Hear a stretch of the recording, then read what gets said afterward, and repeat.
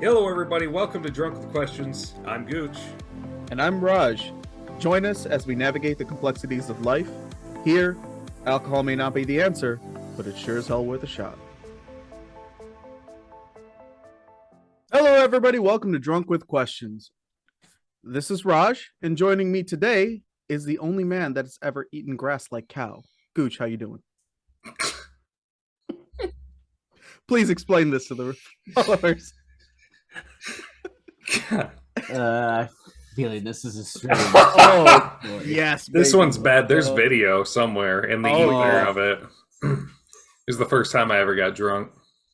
Oh no!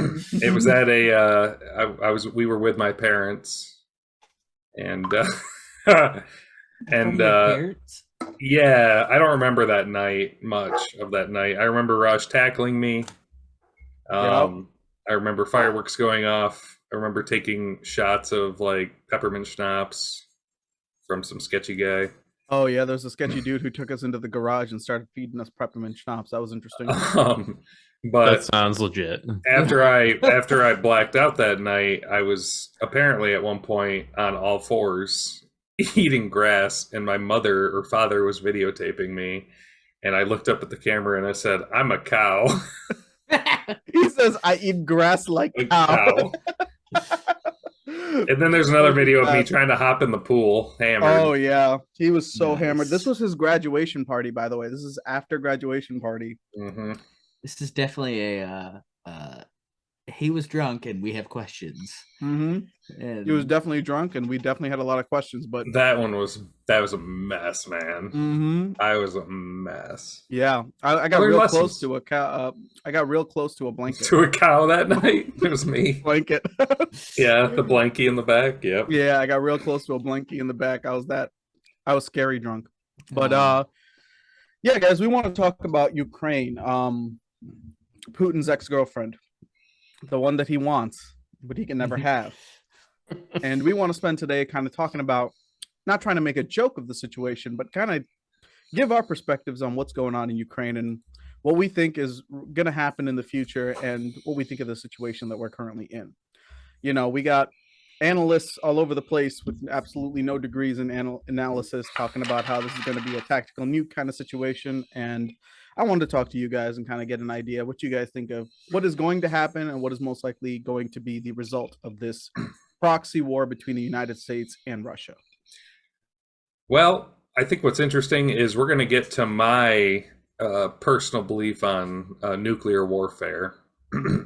And my personal belief is that unless it's a true free radical like leader, that there will never be nuclear war or nuclear war has launched. And the reason why is because if you are going somewhere, invading a place, generally for all the resources that you're exhausting to get it, you're hoping to gain something from it, right?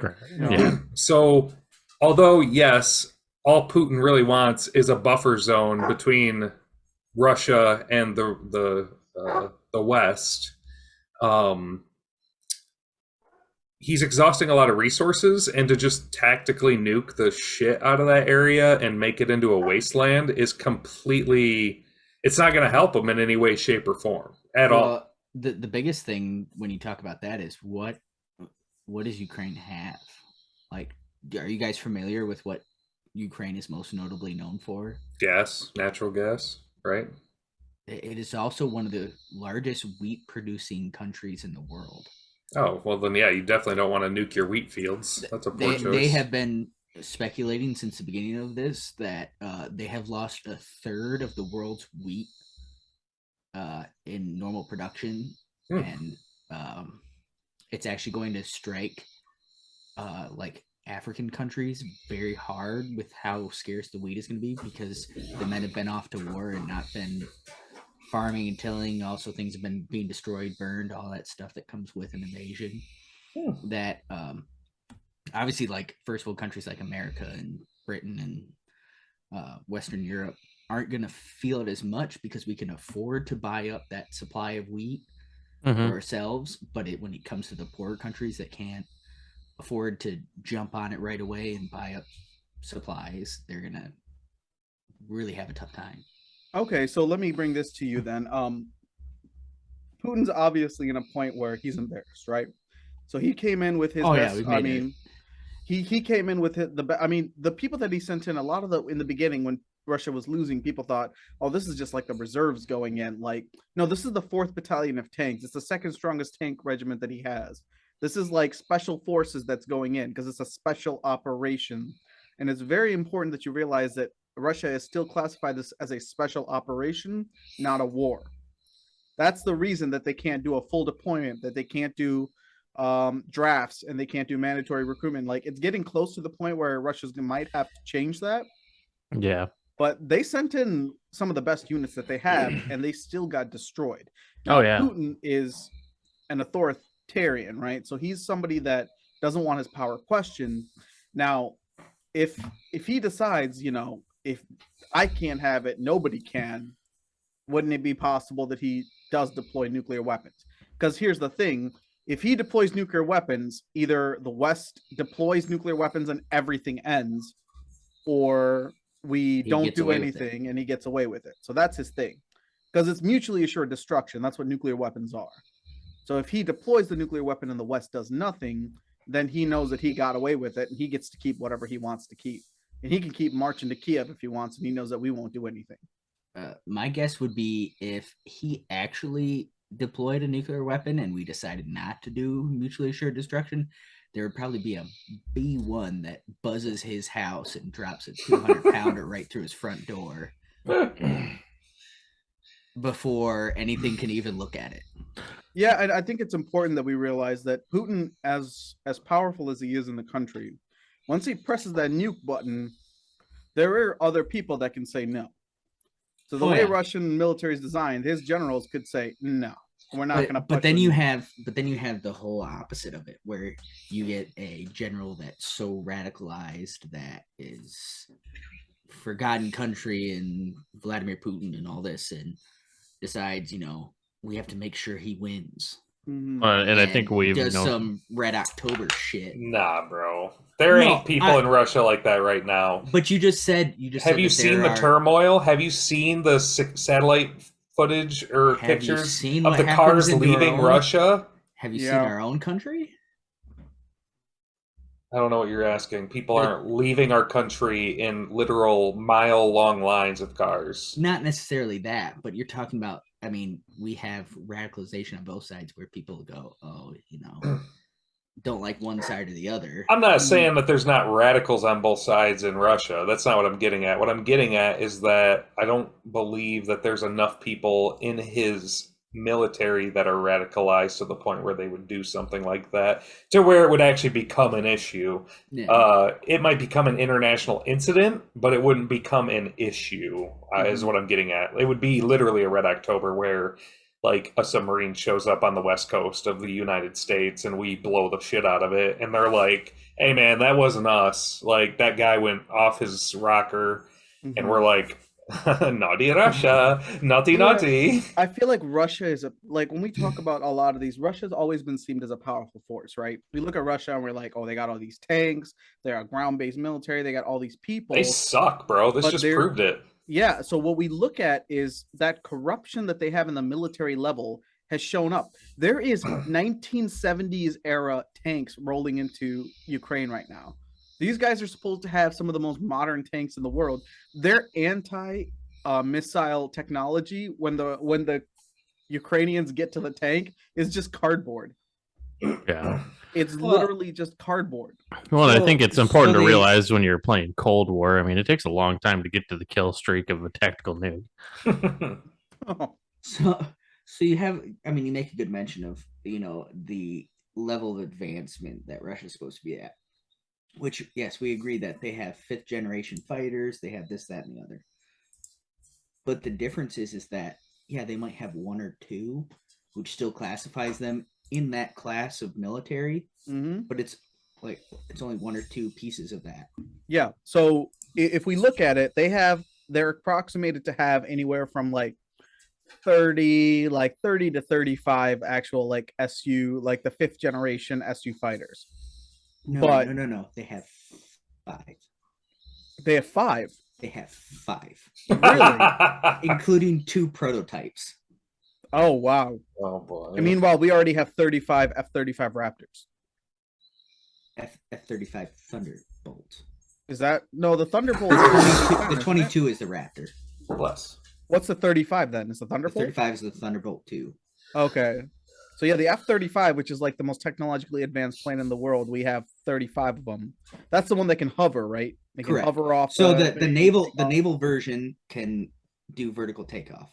So I was just looking and at a list of 5th generation fighters, it goes the US, the UK, like Sweden, because they bought a bunch off of us. Another Norwegian country, then like China, and then Russia. But here's the thing. What happened to Russia severely undermines China's power because China's weaponry is based on Soviet technology. Yep. It's reverse engineered. So Chinese tanks are based on Soviet technology. Chinese jets are based on Soviet technology. So when we have already a showcase of what Soviet technology can do, I think China has to take a moment to think about whether or not. Do you know the number of countries that have now gotten rid of their Soviet era fighters and tanks and now are looking to buy from the United States? Iran even uses American planes. They use F-14 Tomcats because and F-4 Phantoms. Yes, because I didn't realize this. I did some search into Iran. I was watching an HBO show on Iran's embassy assault that happened. Before we had the radical Iran that we had a very Western and progressive Shah that was in charge of Iran. Yeah. And partial. He bought a bunch of weaponry from the United States that immediately after the revolution went into the hands of the radical Iran. Yeah. So who has seen the new Top Gun? I haven't seen it yet. Me. Oh, 100%. Okay. So I haven't seen it yet, but there's a huge list of planes that are involved in the new Top Gun. Mm-hmm. And they had various difficulties getting a hold of different ones, including apparently there's some new futuristic plane, which apparently was easier to get a hold of than the F-14 Tomcat for the movie because the sole rights are owned by Iran to hold. Also, the United States stopped producing F-14 Tomcats because they didn't want parts available for Iran to get. So Iran, even though they have 40 F-14 Tomcats, they only have some 20-some that are actually functional because they had to cannibalize the other ones to get spare parts. They had to use I think they either had to pull an F-14 out of a salvage yard or they had to use it from a private owner. Yeah, because nowadays it's not really a good thing for the U.S. to be selling things to Iran. Mm-mm. It's frowned upon. It's so funny that some of the countries that we want to hate and want to go to war with have a lot of our technology, like past technology. Because it's always like we try to instill a puppet regime, a pro-Western regime, and then everything fails, and then the other side gets all our weaponry that we want, right? Speaking of Iranian technology in the Ukraine conflict, have you heard what's been being used lately? No. Iranian drones have been used in Ukraine by the Russians. Oh, yeah. Oh, finally. They're catching up to the Ukrainians. Yes. These are simply surveillance drones. Oh, I thought you meant like the... No, not quadcopters. So yeah, some little VRC4 drone. That's what I really wanted to talk about today, personally, as being the military guy, is the evolution we're seeing of modern combat with this conflict and how they're like at the end of my time in the Marine Corps, we started hearing about the Taliban using or ISIS using quadcopter drones with hand grenades underneath them, and they would fly them over a base and drop it in the middle of the COC or something like that. And now we're watching TikTok videos of it. Yeah, and now I'm watching stuff on Snapchat. Yeah, of them dropping more. Like I saw one that was a larger quadcopter that was probably had a 4 to 6 foot wingspan, and it had like 8 60mm mortars underneath it. And I'm like, holy shit. Yeah, I mean, they could just drop like what they're trying to do is bullseye these tanks. Because a lot of these tanks, like, did you see the video of the guy that was retreating so fast in a tank that it hit a Yeah, it tree, smucked a tree. and then he just had to bail out and get out because it was just done for. So not only are they doing stuff like that, I've been watching. They are using like what would be direct fire, like anti-tank weapons. They're using drone surveillance to walk and like direct fire guns on indirect fire onto targets. Well, So I they're mean, like taking a what would be like a 88 millimeter anti-tank gun that's meant to like tank comes around a corner and you blast it, and they're just like angling it and having a drone look overhead, and they're just walking it onto targets. I mean, they're using wire guided technology, guys, Yep. and they're being Well, effective. with it. ATGMs is what we've been giving them in this, which is the Saber system, Mhm. as well as the Javelin, which is that's a different system, but it's, I mean, that's a system we've been giving them. Meanwhile, there's we see the see this, and I know you got some backwoods boys in our country that like we can buy one of those at Best Buy and strap a tannerite to it. Yeah. Well, here's Yeah. the thing: like the biggest weapon that the Ukrainians are using against the Russians right now are the HIMARS. Correct, which is a HIMARS are system we've super given them. Yeah, it's like super, like it's basically a mobile artillery of rockets that they can use for pinpoint precision. You know the number of like I think it's like was it colonels that they've killed? Mm-hmm. Do They've you want to killed know so the many. range on those? It's like 3 miles, isn't it? Oh, it's so much longer than that, especially when you start getting into the I think it's the Excalibur rocket system, Mm-hmm. which so they can hold either 6 standard guided rockets or The one. it's one, or they have like a 3 rocket system, which is the Excalibur, Mm-hmm. and it's something like 80 kilometers. Oh my. Yeah. And they can fire and move in like a matter of like 5 seconds. They can get into position, turn their gun up, fire, and then drop the gun back down. Yeah, then peace out. Because I mean, I think the only caveat that U.S. gave to them is they cannot fire into Russian territory. Because if they do, then U.S. will be drawn into the war. So the only thing they can do is they can do in their own territory and take out enemy position and encampments, and they've been lethal with it. Correct. We have only been supplying them with the idea that we are helping them reclaim their own territory, not expand themselves. Which I don't think the Ukraine wants to expand. Mm-mm. No, they honestly. No, I but think we're at not this going to point help that- them do a march to Moscow to No. tell Putin to fuck off. Because at this point, I think they're just like, "Hey, leave us be. We were doing fine." Mm-hmm. But the one thing we've gotten ourselves hemmed up with is we've been giving them live intel of targets, Mm-hmm. and they're using it to execute strikes on targets, which that kind of makes us a little bit more of an active player in this. Whatever. I don't care. Yeah, I mean, at a certain point, but here's the thing, though, right?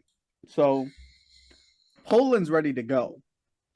Poland's ready to enter this war like today. They just Well, because the last time they weren't ready, something bad happened. So Yeah, yeah, twice, in 7 days. twice. Yeah,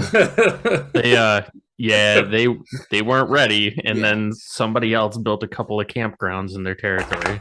But here's There's the that thing. one. And there's, So what is it? You have Ukraine, which is Berlin to not. Warsaw in 98. Yeah, I mean, they took over. I mean, each time Poland goes into war, like they do give the Russians hell. Like Simohea absolutely destroyed the Russian army's morale just by himself. So, like, they do give them hell. Like, can you imagine these fucking Polish people on skis just hunting down Russians who are still wearing green? Oh God. So, like, we're looking at this kind of stuff. Like, Poland's ready to go. Their prime minister is basically ready to just launch everybody as a counteroffensive. And Poland's bought up so much American arms and Oh armament. yeah, they're running F-16s. Mm-hmm. Yeah, they're running F-16s. We have not given them 5th gen yet. No, I mean we're No. very Refused selective. them 5th gen. But Poland's still like, yeah, we can do this. We have not given anyone within like I think so many mile range of our enemies, we've refused them. Well, they don't Fifth need gens. fifth gen because they've lost air superiority to Ukraine. Well, not to mention too, it's like, what do we have to gain by getting them 5th-gen fighters? It's like they don't need it. Keep it with us. Like, I get Well, the the bigger money thing side is of now it. we're getting paid to supply security to them with our 5th gen. Yeah. Well, the biggest thing was we need. I was looking at a lot of these battle scenarios, right? So, did you hear about the Russian ship that it's supposed to be their flagship that sank? Yep. Oh yeah. With And- help from American intelligence. The Russians are saying that it was because of a fire or an explosion inside when it was obviously and actually struck by a missile or something. Because like you read the torpedo. report, this is supposed to be their state-of-the-art ship. Only one of their anti-air guns was working. None of their navigation was working. They had none of the radar that they needed on at the time of the They accident. were docked. That's part of it. No, they were in the open ocean, dude. I thought they were docked. No, they No. weren't docked. They were running. Oh, missions maybe in the they Black ran Sea. back to get docked is when I saw it. when it Yeah, they sank. tried everything they could, but this thing was supposed to be the flagship of their navy, and it got sunk by one rocket. This whole incident just made me realize, like, Russia is not as scary as we think they are. No. Well, so Hmm. I've had discussions about not just Russia but China. People saying about how there's no way we could withstand China. Okay. That's And not I true. was just like, we would make child's play of either of them. China's never fought a war. Not No. modern China. They've never fought a war. They don't have any experience. They would have Well, a that's hard also time what I defending think against about India, so let this alone the United Ukrainian States. war is Russia was trying to get a chance to kind of bloody their troops, get them some experience because Half of them are giving up, like in freaking Desert Storm, dude. Mhm. Oh correct. yeah. These guys don't even want to be there, But and then they they thought have it their was gonna- draft. They thought it was going to be a quick victory, though. They thought it was going to be a 72-hour thing. That was a poor choice. They never if you- expected babushkas to come out to the street and tell them to carry sunflower seeds, so they So could at least die. something pretty will grow. Yeah, they didn't expect that. Can you imagine? Be like, God, what the hell? So I mean, but that's a huge thing. I mean, look at what happened in the United States when we invaded Iraq. We made it to Baghdad in however many hours and thought it was all hunky-dory, and then it set in of actually getting our fucking asses handed to us repeatedly. But In the that's the best and difference, worst though. ways. Like we didn't. At least the U.S. beat the traditional army, but then had to fight insurgents that they weren't ready for, right? So Russia couldn't even beat the traditional army. But their traditional army is fighting like an insurgency. Yeah, Ukraine already knows, hey, we're not going to fight you straight up. We'll just have our guys wear their uniforms, but blend in and jump out and shoot you in the face. yeah. I mean, The there's bigger a difference lot of- is, how the fuck do you tell the difference? True. that's true. That's the biggest thing. Guerrilla Because warfare's I always watched been the best. I watched a video of a guy who's in a field and he's walking and he does the challenge and pass. And after the second time he says it and they don't say anything, he goes to draw on him and he gets blasted by two dudes. Hmm. And he couldn't tell if they were good or bad. The difference is when we were in Afghan or Iraq, it was a large difference between who was on what side. I think my thing is, though, generally with guerrilla warfare, usually it seems like the invaded country is losing at first, and then all of a sudden it gets annoying to the point where the invading country is like, all right, we can't sustain this anymore. But like Ukraine has been handedly holding themselves against a much larger, Oh yeah. much more technologically advanced, quote unquote, force. All you need is some javelins, And I mean, oh my God. I mean, a javelin is a game changer. Can we talk about the Ghost of Kiev and how that was dead ass the most inspiring form of propaganda for the 21st century that's ever come out? yeah. I mean, It was a lie. They even admitted it was a lie. Yeah. Mm-hmm. true. I mean, we had stuff similar. I mean, we had the Devil of Ramadi which was Chris Kyle.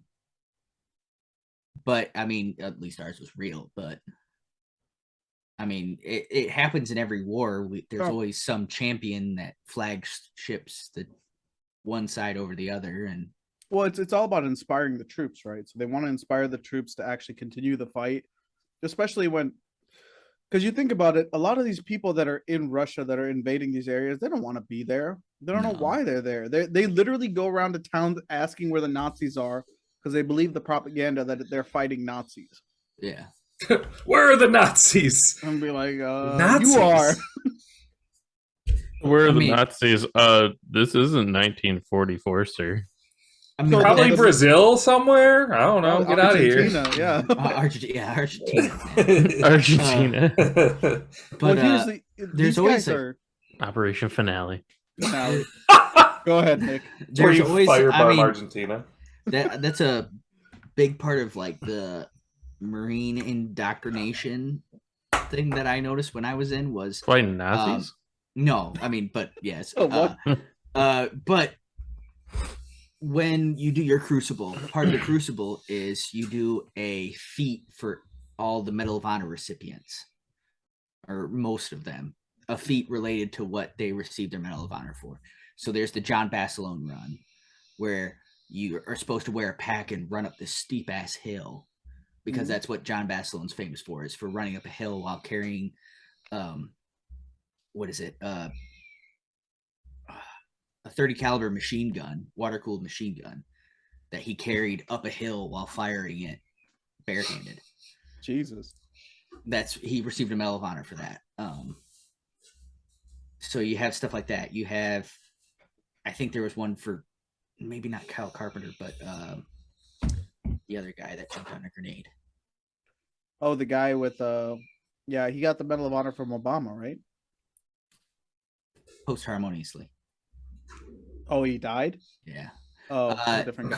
Kyle Carpenter got his from Obama. Yeah. So, do you guys jump out a grenade? I don't No, understand how I you- think there was something else where like Did you part of also his thing just- was he had to run, like before he jumped on the grenade, he like ran down a street, had a like checkpointed a car and then got into a wrestling match. So I think like they made us like do like sprints and then wrestle in a pit, and then Gotcha. that was the thing. So that's part of the indoctrination, is learning about these heroes of war throughout history. Did you also describe that as post harmoniously? Postpartum. No, that's the correct I think he received it posthumously. Posthumously. posthumously. Yeah. Yes, post harmoniously. I've heard it pronounced that way. What? No, that's not the same. Okay, well. So, like, posthumously. There we go. But here's the thing. So we supplied $15 billion of weapons to the Ukraine, right? At what point do we be considered active combatants in this war? When we pull a trigger. So you would need a Yeah, when US we fully person- enter it. When there's an American on the end pulling the trigger. Okay. Yeah, what would whether what it's would it a- take? Whether it's a drone strike, a naval strike, some type of air support, or an actual ground troop invasion. So Like until even you have though- until you There play an has to active be an role. American initiated aggression.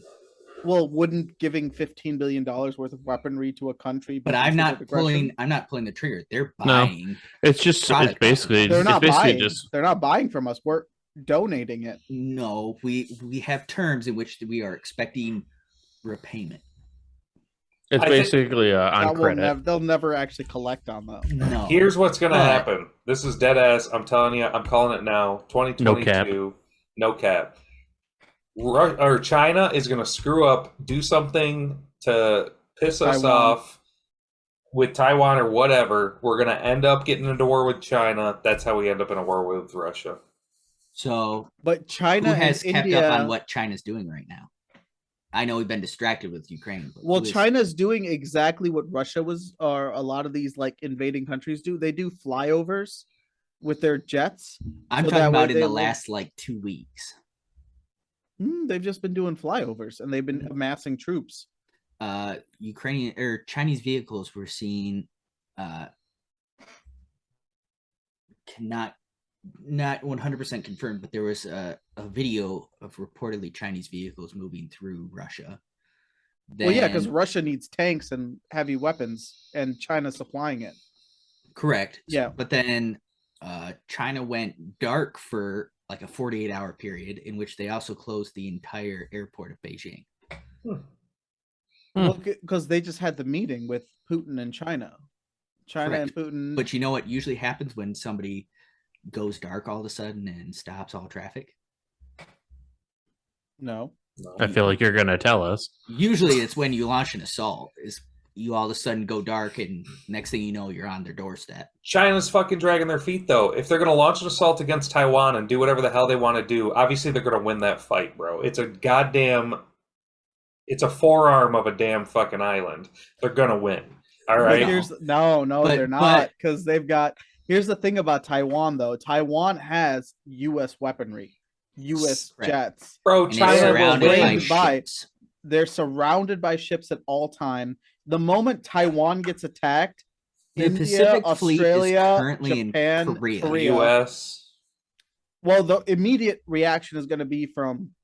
We from have India, we have an Australia. entire fleet over there right now. Correct. Yeah, but It's they're in but the they're not. destroyer or no aircraft carrier for the first time in like 15 years is in Korea. Yeah, it's in Korea right Yeah. now. They're just waiting for it to happen. Well, I'm the telling whole you, there's point- standby orders Yeah. by Biden. As soon as something goes down, that first reaction force that you're talking about, the U.S. will be part of it, and we will demolish their fleet. And then they're going to be like, "Oh, Russia, help us, Russia! You said you would help us," and Russia's going to be like, "Shit, we did say that." So then I Russia's got going to my have own to. problems. Then they're going to have to make a choice.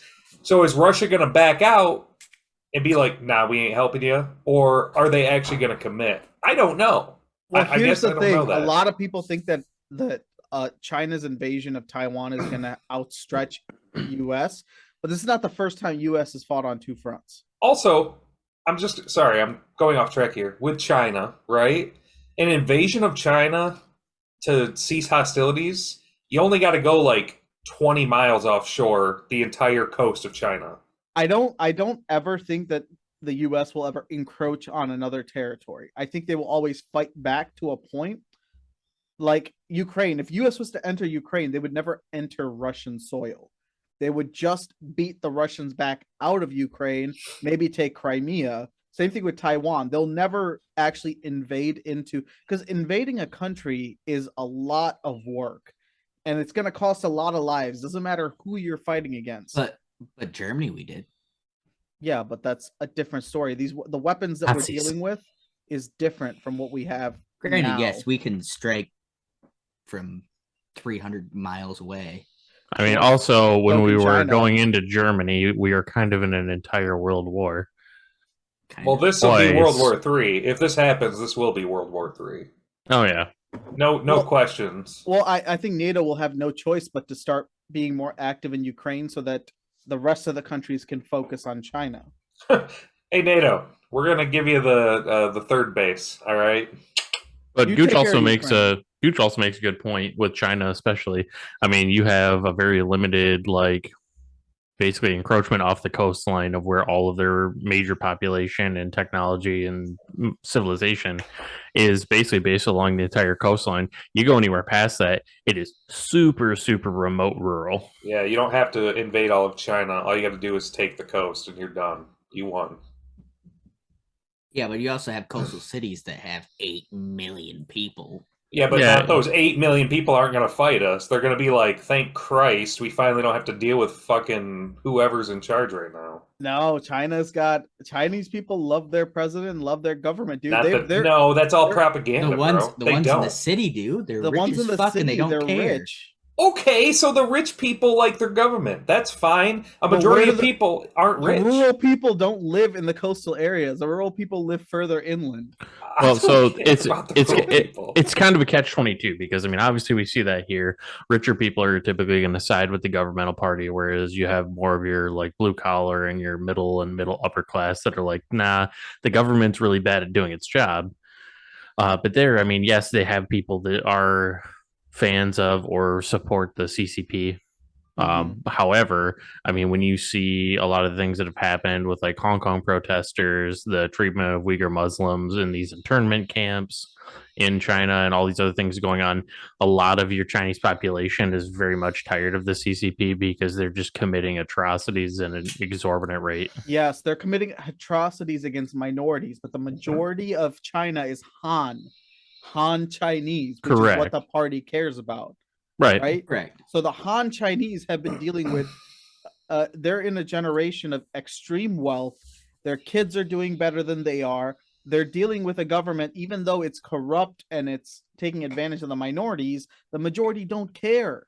The That majority generation supports the doesn't. government. It's the younger generation coming up, though, that does. And it's not about caring, Raj. It's when you're under that much oppression, it's not that they don't care, it's that they don't speak out because there's no fucking point. They've seen past generations attempt it and they lose every time. So when you beat the morale out of people like that, of course no one's going to do anything. The But then thing is, how did Iran have a revolution then? because That's the case. eventually it happens, it comes back around. It's a whole, Yeah. it's a dishwasher cycle, right? Yeah, But it's And got to I'm have a telling you- spark large enough to. Right. to light it. You got to have the fire, and the fire would be, hey, all these other countries, you don't even have to include the US. All these other countries are pissed off about what my country just did, and guess what? I'm pissed off about a bunch of stuff too. But that would Especially require if they wanted sanctions. nothing to do with it. That would require sanctions against the Chinese that we have never done before. That would require Russian level sanctions on the Chinese, which would not have as much support because a lot more people depend on Chinese manufacturing than they do on Russia. I understand that. Yeah. I'm not saying that economically it wouldn't be difficult, but if you're talking from a strictly militaristic standpoint on the view, Hmm. the rest of the world wins that war every time. But then Well- at the same time, China can do the same thing. They're a nuclear power. Well, and I'll be honest, I think in the future, because we already saw a push towards some of this with either the previous administration or just growing support across the country, I think eventually we will get to a point that there will be increased sanctions levied against China because someone in the government, they're going to be like, we're willing to take the risk because we're not putting up with it anymore.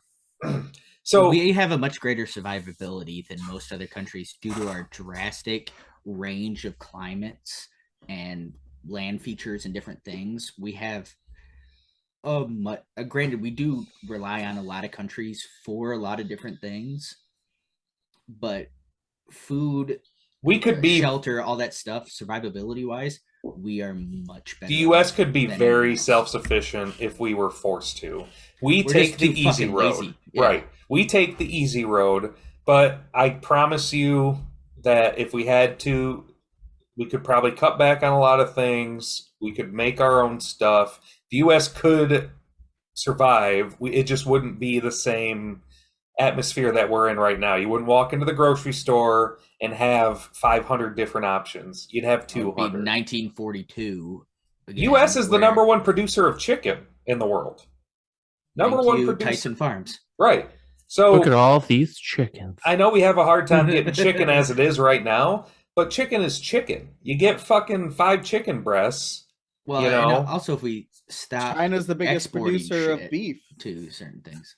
Okay, I don't need Chinese beef though. I got Texas beef. And if I have to go from having a pound in my fridge to having half a pound in my fridge because I got 2 people in my household, then that's what I'm willing to do that. I'm willing to go back to World War II rationing. I'd be fine with that. But you've seen the backlash from the United States in terms of the oil prices going up, right? Yeah. Yeah. Again, so- I'm economically But then it you go would be back rough. to if you chose to do that and put such sanctions, you would then have to turn around and go, okay, well, we need to make some concessions and lift the ban on American drilling and Yeah, things like that. fracking, all these Yeah, other things. And you'd have to bring all that back. And it would decide, you boost know the what, US. It it's would actually more be better. important for us to sustain ourselves than to be some environmentally friendly, conscious bullshit. Here's the other thing too. So Raj, the things that you're saying about China, everyone, including myself, were saying about Russia when this first started is, oh no, the people want this. They want to be there. They'd fight for their government. They like their government. And we've even seen these travel shows where people are actually like going to Russia, like, you know, travel the Travel Channel, they had like all these food shows and stuff, and everyone just seems chill. And you're like, oh, I guess Russia's okay. It's not. People don't like it. If you watch the news, literally turn on the news right now. They're attempting to enforce a draft, and people are fighting.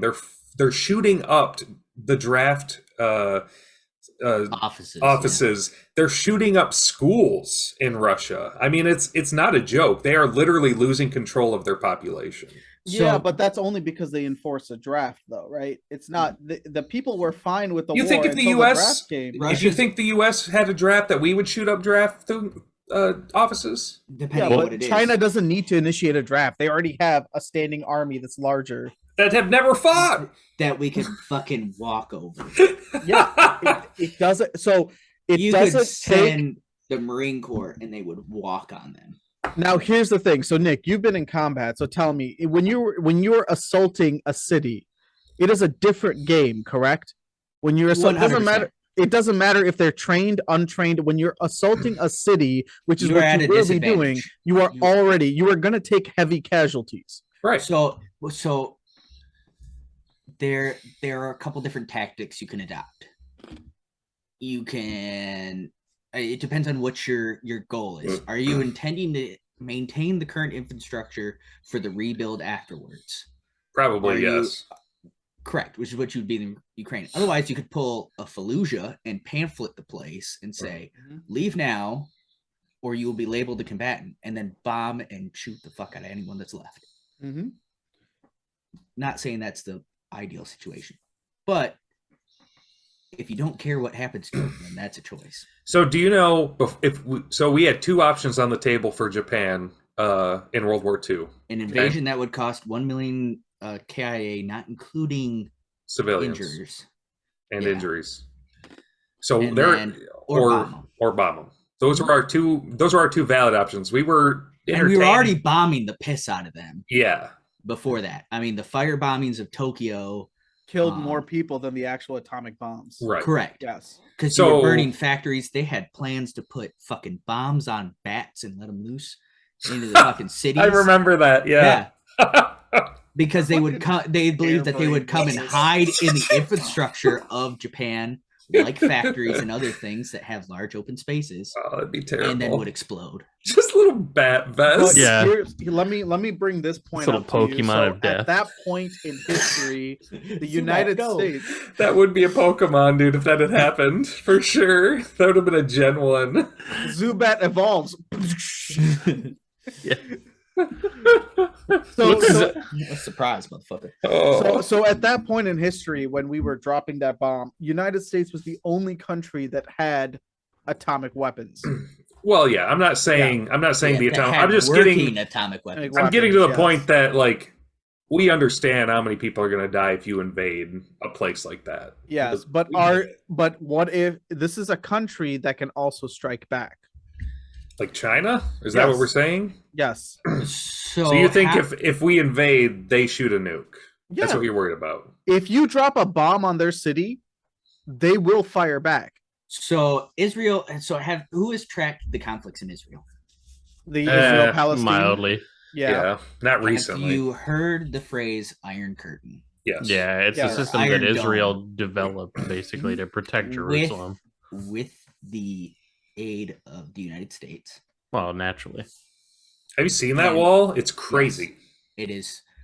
Oh, so between seeing that and then seeing the American anti-air systems that we use for missile interceptions, it's insane.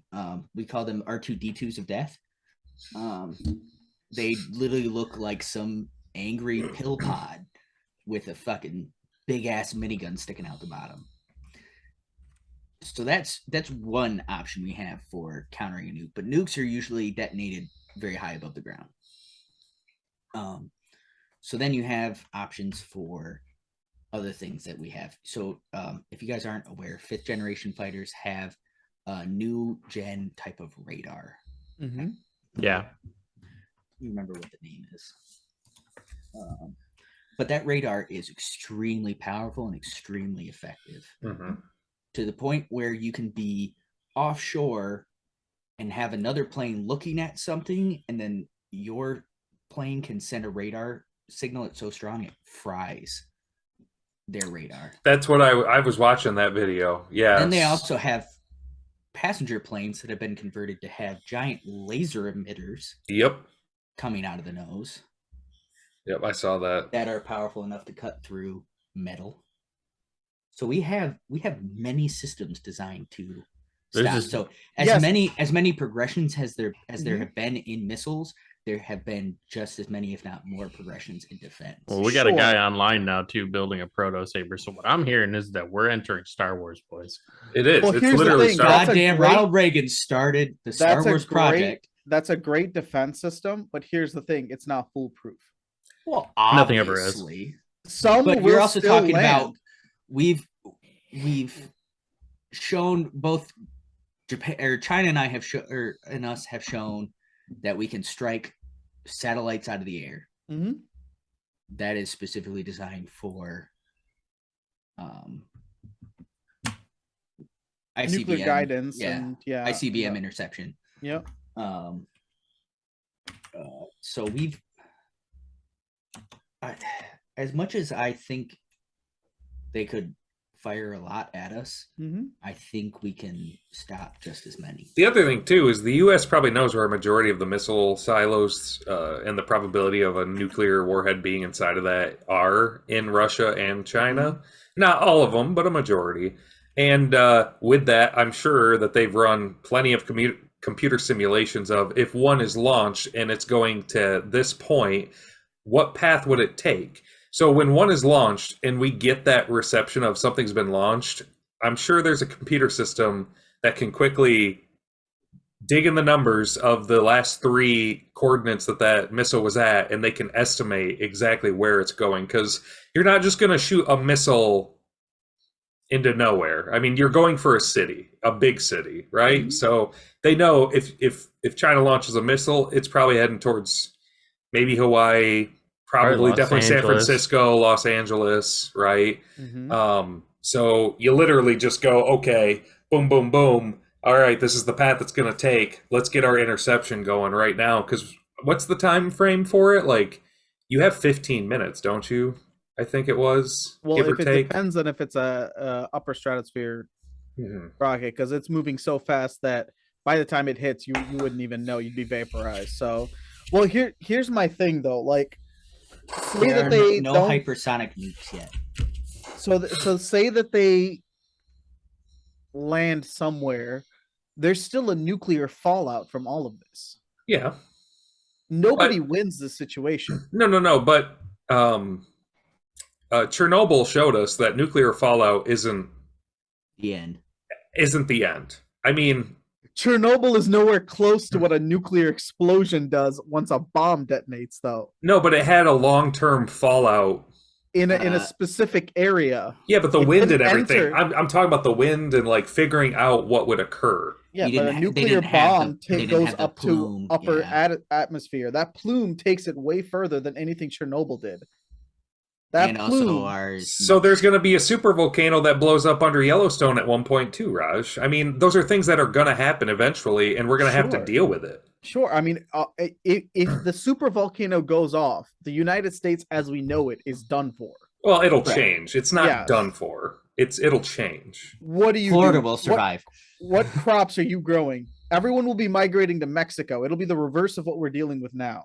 I know. I'm not. Yeah. It's not the end, though. I mean, Mexico- everyone wants to make this seem like if a super volcano exploded, it's the end. It's over. We're done. We're not done, bro. It's So just it takes time. It takes time. We're humans. We can survive shit like that.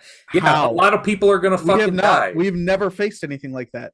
In the existence of human beings, we've never faced anything like the super volcano under Yellowstone. Hold on. I'm gonna sound like the $1 Million Man. We have the technology. We can save him. All right. We have the technology. We will survive the super volcano. That is nothing. That is not an end of Humans humanity. as a human species will survive, but We just nothing on crashed this a side. satellite into an asteroid and changed its entire trajectory. We just did that. We will survive. That doesn't mean anything compared to what happens right here. once that explosion goes off, the smoke will cover this entire half of this world. It'll be pretty much dark for the projected future. For I 3 work years. on night shifts, so It will be dark for 3 years 3 years with no ability to grow crops. in the northern hemisphere. Yes. We have the southern hemisphere. It's not the end. That explosion will just rock everything. That explosion will affect earthquakes in Los Angeles. You'll see earthquakes. I'm So okay with that. devastating. I'm okay with that. I know what you're saying, Raj. Yes. I know what you're saying, how devastating it will be, but it is not the end. It is not the end. There is nothing that this world could throw at us that would officially be the end. The polar ice caps could melt and the sea levels could rise, and we see those projections. There's still land to live on. It's not that it would be perfect. It's not that it wouldn't be detrimental to the entirety of the U.S., but it is not the end of, or the world, that is, not just the U.S., but it is not the end of civilization. A super Sure. volcano is not the end of civilization. We will prosper. The mutually assured destruction, I don't think we could possibly launch enough of them fast enough. So yeah, there we go. That's what we were getting into. Even if we did go into a full-on Fallout situation, like the video games, I think even if they launched them at us, we wouldn't. I think I don't know about I think that. we'd do better than you think, Raj, with cutting them down. I think there'd still be some, but I think we'd get a majority of them. So imagine if 3 cities get hit. Seattle, I'm okay with all that. yeah, sure. But still, imagine those cities get hit. These So are much bombs. for our Washington viewers. They're like, no, bro. Imagine but the thing is, these are 150 times as powerful as the bombs that hit Hiroshima and Nagasaki. Right. Those are the bombs that we're The talking biggest thing about. with like Seattle would be if it set off Mount St. Helen. Then it would be really fucked. Round 2. Round 2. Just a double fucking whammy. They'd be Not to screwed. mention, I mean, we've literally got a guy leading our country who, with the codes, who literally couldn't remember that a congressman he was looking for has been Was deceased dead. for the last month. Yeah. And can't seem to learn how to ride a bike, even though that's one of the most used phrases. Okay, to be fair, I fall off bikes. It happens. That's fair. But we put so much emphasis on if something bad happens, it's the end. And it's just not, man. I mean, it's just not. I know it would suck. I'm not saying a lot of people wouldn't die. I'm not saying that it would be difficult, but we would find a way and we would still prosper. I And wouldn't say prosper. We'd survive. we'd survive. Okay, We'd fine. survive a damn sight better than anyone then- fucking else would. If something like that did happen, let's say, Raj, right, and the whole west coast of the U.S. is no longer habitable, all that's going to do is drive people to find a way to make it habitable again quicker. We have a lot of technology, and people like want to look into this kind of stuff, but we don't have like a ton The of people drive. working on it, right? Yeah. Nothing you do will ever affect the half-life of a nuclear. We don't know that yet. We haven't even begun to We could tippity tap do into some nukes. kind of How long absorption or have so something. you're telling me people haven't thought about this yet? Nuclear fallout. You're telling me people haven't thought about researching into the half-life of everything, a half-life of a nuclear atom. A specific I'm sure amount there of are people. stuff that yeah, we but I'm don't not even saying learn about. I mean, have you read a scientific report on the half-life of uranium or anything? I'm sure there's somebody that's looked at it. Yeah, and sure, that but we it- just don't talk But about it. you know the best we can do so far is go ahead and turn the Earth and flip it so that way all the radioactive material is further down in the Earth. That's the best we have right now. We literally turn the soil so that way the radioactive top layer is further down in the ground instead of. Oh, gotcha. That's- I thought that's you meant the turning best the we can Earth do. up. So- I thought you so, meant but turning the also- Earth upside down. I was like, so what? what we also don't talk about is the different types of radiation that come with it and how that interacts with the world. Where there are stuff that is just top layer that can't penetrate your clothing or anything and just sits on stuff. Right, you take a That shower. stuff, yeah, and that stuff is what you're talking about. Is sits on the top layer. It's your alpha, your beta, your gamma radiation. Yeah. So gamma is obviously the highest energy and is most dangerous at the Mhm. moment. That's how we start the Avengers. Yeah. Well, Okay, there's oh, also the shit. long-term effects of radiation. Right. A lot of the effects of radiation don't happen right No. away. Right. Literally, the sight of people in Japan where there's records of people walking around where the top half of their body was so irradiated that their skin fell off like a shirt. Correct. I Yeah. know. Yep. Like It We would all be read that book ugly. in school. it Well- would be ugly. It wouldn't be pretty. I'm not saying it would be. Well, and I think, I mean, there's some more stuff I wanted to talk about with like Russia and Ukraine, but I think honestly, with this too, I think it's important to realize that regardless of how bad it may end up being, if another country decides to do it, like they're going to do it. Like there's, we can only control ourselves and our response to it. We can try to intervene as a countermeasures to these countries, and we obviously have these predictions of where they're gonna, when and where they might do this, or are they contemplating it? Do they have the capabilities? But ultimately, I mean, if someone's going to do it, they're going to do it. Mm-hmm. But so here's the thing, though. It's the inevitability of it's going to happen, but do we force the issue forward, right? Well, I'm kind of in the camp of Gooch that I don't know that it inevitably will happen because most countries have an end goal, like he was saying earlier, and It doesn't do them any good. to regardless of turn whatever the shit out country of you come everything. from and whatever your agenda is and your belief system, your political system. I mean, almost everybody in the world realizes that once you turn that dial, they're going back. Like it's not habitable. Like it's not good. There's no, like, it has repercussions for them along with us. Like, yes, we rely on, like for China, for example, we rely on them economically for a lot of things because manufacturers outsource production and everything, and they hold a lot of that. But also, China relies pretty heavily on some of the stuff that we provide as well. Well, yeah, China could hurt us way more if they were like, all right, we're not going to sell you anything anymore. You can't have Right. manufacturers, nothing. That would hurt us way more than a nuke in LA. It really would. Like, long term, they could fuck us economically. Sure. So that's what I always say, and that's why I keep going back to this.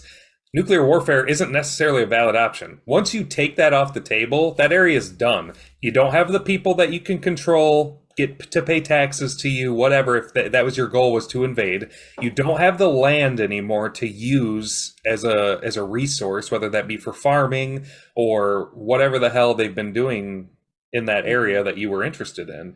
So it's a lose-lose situation. Well, You're not and gaining. China, the CCP's goal has always been the furtherance and the growth of the CCP and their influence across the world.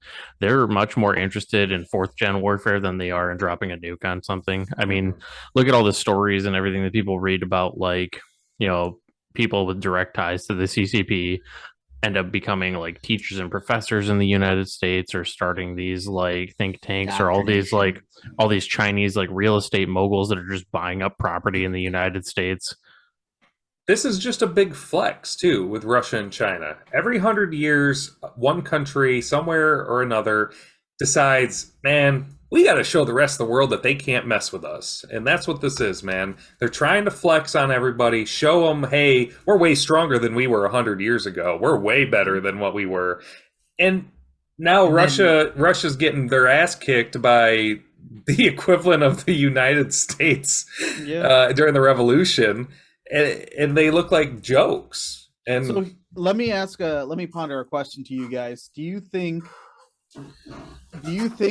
Russia is justified in being aggressive to the expansion of NATO? as in, like, that people shouldn't be a part of NATO? And Yeah, they're because pissed a off? lot of people look at Russia and say this is an unprovoked attack, right? But if you look at the history, when the Second World War ended and when the USSR eventually dissolved, one of the agreements that came into place is that NATO would not expand to the east. That was the agreement. But every president and every 10 years, another country towards the east joins NATO, and it gets closer and closer to the Russian border. Now Russia is surrounded by NATO members. Ukraine, which historically is the genesis of Russia and Russian people, is now threatening to go to the NATO side. Was Russia provoked into this war? I mean, so my personal take on it, obviously, I mean, I've always had kind of a an issue with Vladimir Putin in general, where, you know, it seems like you hear these stories of, yeah, there's an election, but I mean, he's a former KGB guy. How fair are these elections? You know, is he really just ruling the country like a dictator? You know, but ultimately, the whole Yes. thing, yeah, ultimately with like NATO and everything like that. Mhm. Mind you, I get that that's going against some of the previous agreements and everything like that. But I would say that even if he says that that's his justification and his provocation for entering this into Ukraine, there's so many other like avenues he could have taken, or other countries that are NATO members that he could have attacked. He more just had a hard on for the longest time of getting Ukraine back under USSR. You can't assault a UN, a United Nations country, because then Article 5 will be invoked. So his Right. choice was to go against Ukraine to create a bulge in the NATO space where he can then procure Well, defenses against all these countries. what I'm saying though is that they were NATO members around him, but there, as far as I'm aware, there weren't any plans of talking about like going and invading Russia or basically, you know, attacking them or anything like that. Yeah, there's NATO members around you, but like if your goal is to basically just further your country from within your borders, like most other countries, and you're just sitting there trying to build up your population, I mean, whoever is on the outside of you, it's important, but it wasn't any kind of like active threat against them, even though it was technically a violation of that agreement with NATO. So I don't see why okay. NATO is a threat to them, including the fact that they hold a seat within NATO. Yes, but it's always been a compromising position for them. They were part of NATO, but they were basically there as an assurance that they could be at the seating table, that they could be at the big boy table to make decisions on who could enter NATO and who could not enter NATO, because it had to be unanimous. Dude, this goes back to episode 5, America No Touchy Please, where I said it's time for us to come up with a new freaking NATO. Oh yeah, NATO's garbage. I don't even get we why got we have rid NATO. of we got rid of, oh my god, now I'm gonna blank. What was it that? before? The council? The freaking, it sounded like a League of bad Extraordinary superhero. Gentlemen. League of Nations, thank League you. of Yes, Nations. League of Yes. Nations. So we got rid of the League of Nations, we made NATO. Obviously now NATO's not the greatest choice, so now let's make another one. I mean, that's how you gotta go. You gotta roll with the punches, bro. What is going to come from creating another organization? It's been proven that all these countries together are still ineffective. It doesn't matter what you call it. The European Union. It's still ineffective no matter what happens, because there's a lot of bureaucracy that comes into place. You Correct. can't have a league of all these nations without bureaucracy in place, and that bureaucry will then All right, then let's Let just them take figure their own shit out. Let's take the next step then towards a unified Earth. Europe becomes one giant entity. Russia, China become one giant entity. Africa becomes a giant entity. South America becomes a giant entity. The U.S. will probably still hold their own. I doubt they'd ever join anybody. That would be the next step. People are too different. We are still monkeys holding on to our tribes, holding on to our beliefs. You can go from Germany to France or Germany to Italy. It doesn't matter. They're fundamentally different people. I understand that. I'm just telling you. They will not join forces to become one whole country. Have we not watched you say that. Mm-mm. It won't happen, because it's just we're too tribal in our thinking. And the biggest thing that I'm looking at when I'm looking at the situation is, so let's take, for instance, say that Russia went over and made Canada part of their league. Mm-hmm. Would the United States sit by and do nothing? Probably not. Okay. So they would look at it like a form of aggression, where they're now exerting their influence on a country that borders the United States, who then Russia would have the ability to influence and then store weapons in. Because let's not lie about it. That's what NATO is. NATO is a way for the United States to start putting bases in places that are strategically important for us. Correct? Yeah. The whole point of Iran, yeah. whole point of Iran is that we wanted a safeguard against Soviet expansion in that area. Correct? Mm-hmm. So how can we sit here and we can blame Russia for feeling cornered and feeling threatened and attacking a country that was the only non-NATO member that they could go up to create a defense against NATO, when at the same time the United States would do the same thing. Do you see the hypocrisy in this? I think the No, reason not that exactly. we can, I think the reason that we can though is because of how big Russia is. As much as I understand what you're saying, I think I would feel this. Population is so much less than you think. No, not population, just their strength, like their overall perceived strength in the world. Russia is such a big guy versus the Ukraine, who is nothing comparatively to them, right? And that would it seems like a bully move. That would be like if hold on, that'd be like if the U.S. Hold on. That was not a war against Afghanistan. That was a war against terrorism, but I'm not going to get into that with this. True. That would be like if the U.S. invaded Mexico, because we were like, hey, Russia is now influencing Mexico, so we fucking hate Mexico. That almost happened. People would look at the exact same fucking way, and I would agree with them. That looks like a bully move, because Mexico ain't got nothing going for them, and we would wipe the floor with that country, just like Russia should be with this guy right here, the Ukraine. Yet they aren't. Mexico's but here's the thing, but it's different. If Russia had influence over Mexico, and then Mexico was allowing Russian bases in Mexico, then the U.S. would have a reason to feel like it is cornered. That always happened. But would we? But see, here's my take. I gotta rethink of my to invade. Here's my take on why I don't see a hypocrisy about it. Is that in all of the arguments that Russia is trying to make for invading the Ukraine, like they're not making the argument that it's because of NATO expansion. They made the propaganda argument that they were trying to denazify and like to take down a dangerous country, a much smaller country that had its independence from the USSR and Russia, that was trying to live its own life. That essentially you have an evil dictator going and trying to take over a smaller country because they want that area.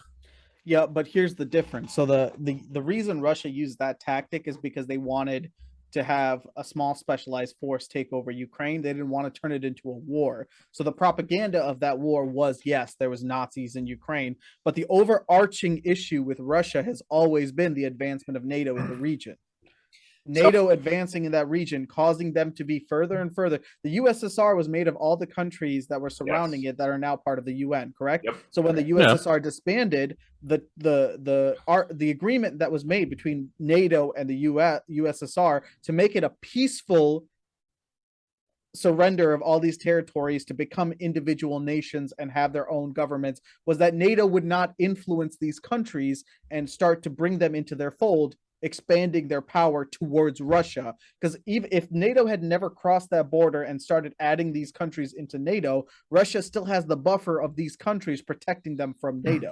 So what are you supposed to do though, Raj, and I'm not saying that this is what happened, but I'm going to assume that this is what probably did happen with some of them. You have a smaller country coming to you on their hands and knees, begging to be a part of something bigger because they're afraid of what's going to happen from the East. Yeah. Now, is that really the right thing to say no? No, but here's the thing. My question to you is, was Russia a threat to Ukraine until NATO started expanding? I mean, I think Russia's always been a threat to the countries around it. Russia's been a threat since it became a thing, man. They've always had a bully attitude. Sure, but they've always been that. They've always had that attitude because they've always been that people. Their history is rough. They've always had ridiculous dictators that have forced them to do things they didn't want to do. Yeah. That is their culture. That is their people. And as a civilized society, we have to understand that that is their customs. There's no reason that Russia would have invaded these countries unless they felt threatened enough to where they needed to act, right? So I'm not fully convinced of that. I'm convinced that Russia would have, at least to some of these countries, gone and invaded them anyway, because they were still sore and salty that the USSR had to be disbanded to begin with. Because make no mistake, Russia was the seat of the USSR. I mean, they were the powerhouse behind it all. Like, even though these other smaller countries broke up and became their own individualized areas, the NATO could have never encroached and eventually somebody like Putin would have come along and they would have gone and invaded some of these countries and tried to rebuild the USSR. You can say that, but there's no empirical proof that that would have happened. I can look at the history. There's also no empirical proof that this is solely because NATO is expanding. Also, I would like to go back to this whole Mexico, if Russia was in Mexico thing. Mm-hmm. The U.S. would take a different approach, and we would tell Russia, get out, and they'd say, no, and we'd say, okay, and then we'd start attacking caravans and attacking these bases. We would probably never invade Mexico. Sure, but here's what U.S. does better than anybody else. We use foreign intelligence agents to affect things around the world that we have no business affecting. How many dictators did we prop up? How many dictators did we prop up in areas that eventually turned into a shithole? I understand that, but this Ukraine has nothing to do with us. Yes, but it has everything to do with our influence. NATO is nothing without the United States. I understand that, but I'm saying we do have a major backing in NATO. U.S. did not provocate this particular incident. No, but it was a result of our actions when we allowed a lot of these countries to join NATO. We didn't say yes. There was a vote.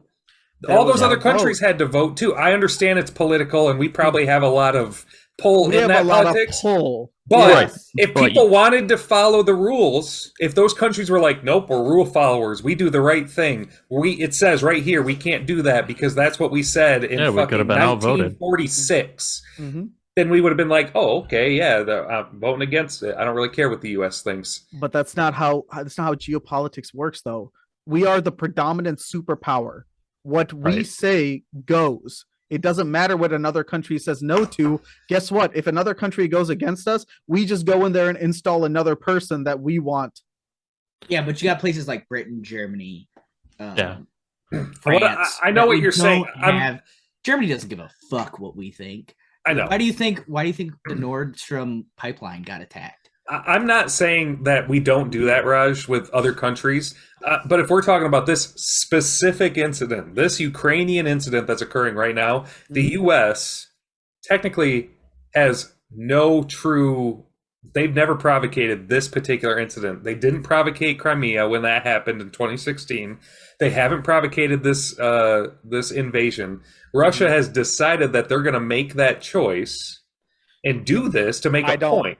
No, see, here's the thing. Provocation does not have to be an act of violence. Provocation could be building territories and bases where you can easily attack another country with bombers. So if Russia wanted to bug us, though, why wouldn't they just make a base right off the coast of Alaska?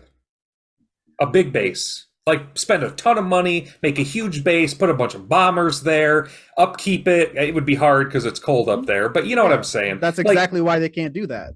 I know, but if they wanted to, they could find a way. Alaska. They could find a way to do it. They could spend the money and do it. That would have bugged us. That would have been like an attack directly at us, like, hey, look, we can fly over to Alaska right now and just bomb the shit out of you for no reason. I mean, they would really so they didn't do that, but we did.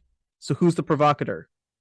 I mean, that was Alaska's ours, though. I'm talking about there's island chains at the edge of the Aleutian Islands. Yeah. Yes, that can hit Alaska just fine. That could fly over just fine. But guess what? They didn't do it. We built a base there in World War II, though, because of Japan. Yeah, so I want it to be absolutely clear. I am not a pro-Russian person. I'm just being you're playing devil's advocate. I understand. I'm being devil's advocate here because I think it's interesting to hear your side of the story while I bring up some points that I've heard that I'm just like, makes you think about it a little bit. Right. Because we're in the United States. Everything we hear is rah, rah, America great, rah, rah, USSR, bad. Russia, and China bad, right? So I want people to think about the situation that these countries are in because we look at the microcosm of Russia invaded Ukraine, Russia bad. We don't ever take a moment to think about why did Russia do this? I agree. Why would they ever be provocated to do this, right? So when we look at the history of the United States, we have always been an influencer in the world, and we have made friends just so we can have bases in that area that we can then just point at the enemy and say, hey, we're getting closer to you. Mm-hmm. Don't think about it. We're getting closer to you. Raj, I agree with your mind frame of the provocation in the sense of, encroachment.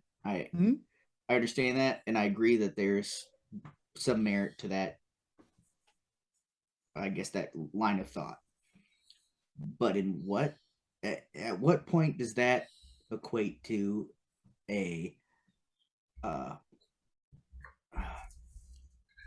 condolence of violence? Well, at what point does that basically give them the green pass to go and invade Ukraine? Yeah, that's what I'm saying. You poke a bear in a cage long enough, that bear is gonna bite. So, I mean, I get some of the logic behind that, and I'm not saying that it's entirely wrong, but I think what it's dangerous to is to basically wipe moral responsibility from Russia for invading a sovereign country. No, I am not wiping any moral. What they have done in Ukraine is terrible. The slaughter, the genocide, the things that they've conducted is terrible. But here's the thing: when a country gets desperate, it is going to do these terrible things because it's cornered.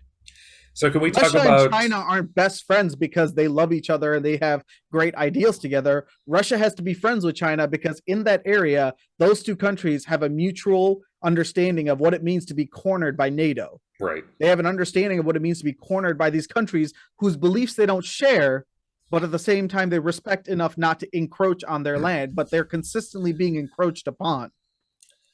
So can we entertain my theory that Putin might be really sick, like Possible. have cancer, and he's trying to install his legacy before he dies? That's possible. It's very possible. Because they would hide it as much as they could, right? I mean, if he was really Well, yeah, sick, they always try to put out their like internal propaganda of look at this like shirtless president of Russia who rides bears. I mean, we need to understand Rides that bears Putin and turned swims in 70 the this year. Arctic. that too. Putin Putin's turned going to be 70. 70 this year? 70. So man what? was in the Dang. So KGB what has he done? back in the day? That's I the mean- real question. If you look at Putin's history, what has he done other than Crimea? If you look at a physical asset. He definitely probably got on board with Maybelline. He looks better than Trump and Biden. So I think Putin might be really sick. I think he might have cancer or something that is getting to the point where he's like, shit, what have I actually done in all these years that I've run Russia? And he's trying to do what Russia historically does. And if you're a great leader in Russia, you gain land or you gain a large amount of wealth for the country. Well, and I mean, let's not forget, too. I mean, you, with a guy who was part of the KGB for as long as he was, you don't take that out of somebody. Like, No. the Cold War Putin is still very much there. Mm-hmm. So Putin came into power. He was the prime minister of Russia from 1999 till now, correct? So Yep. that's Vladimir Putin. So the GDP of Russia has grown exponentially since he was president. But does he feel like in his heart that is history making worthy? Like when he is in a museum, when they have his bust versus all the great leaders, Stalin, Lenin, Gorbachev, when all these great leaders are lined up, does he really feel like that it will be enough for him? No, I mean, I'm sure there's a legacy aspect of it, and it could be very much that he wants to leave a Russia where it's not on its back foot, right? He wants to leave a Russia that it is still a powerful country in the world with influence. And I mean, if he's getting close, yeah, I mean, if he's getting close to the end, he wants to give the West a black eye and tell them, hey, you don't get to do this. You don't get to go back on deals. You don't get to all of a sudden encroach and get closer and closer to us without facing the repercussions of it, which is part of the reason that people are so worried about tactical nukes and nuclear warfare, is because, I mean, like I said, a cornered rat still bites.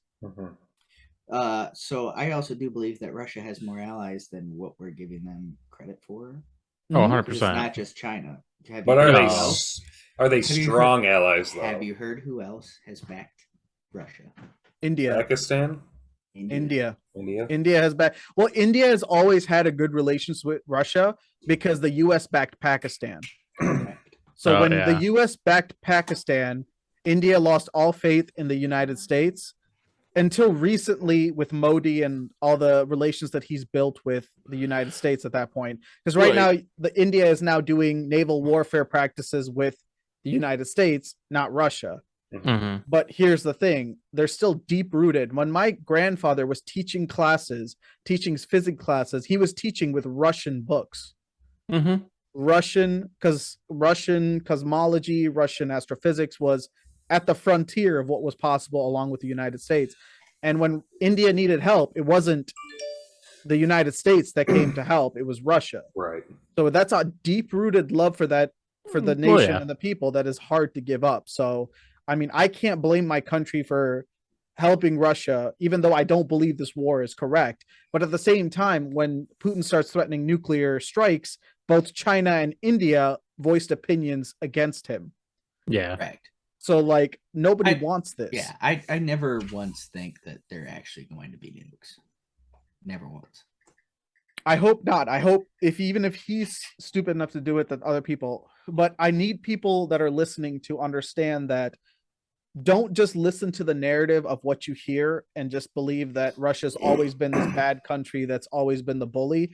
Always understand that there is more to the story than just what you hear on social media and what you hear on the news. Because the news is always going to tell you anybody that opposes the United States has always been a bad guy, and it's always going to be. It'll never tell you the full story of why this nation reached the point that it is and why these actions are taking place in the historical context of what's happening. Well, the winner always writes the history book. Absolutely. And that's That's predominantly one of the been biggest us. things I can say. Yeah.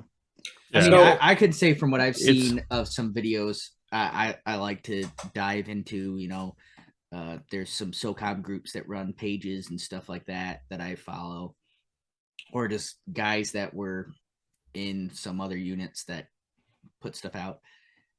Ukraine's not entirely fighting fair, which I get from their position, but Yeah. they're booby trapping bodies Hmm. and dropping on people. Like there was the old World War II or World War I lifestyle of, a gentleman's conflict, and what a sniper once had a officer in his sights that was taking a bath and refused to shoot. So he handed it to a spotter, and a spotter shot him because he thought it was uncouth to shoot somebody like that. I've seen Ukraine it is where also the They're second most dropping bombs corrupt. on. Yeah, but I've seen Yeah, where they're dropping bombs on guys who are having lunch. For Which, me, granted, is I know. Here's the everyone's deal, safe. though.